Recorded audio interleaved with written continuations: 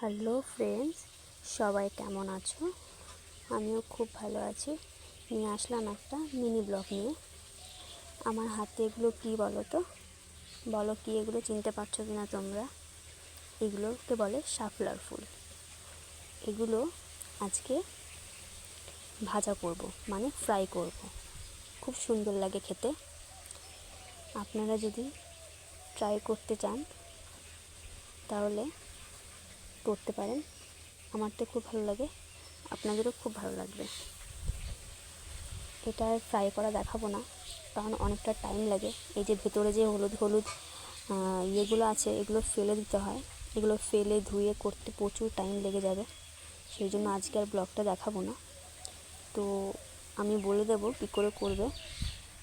এগুলো ফেলে ভালো করে ধুয়ে, বেসন হোক চালের গুঁড়ো হোক, সেগুলোকে ব্যাটার করে নুন হলুদ শুকনো লঙ্কা যেমন করে সেমন করে এগুলোকে ডুবিয়ে তারপরে গরম তেলে ফ্রাই করে নেবে।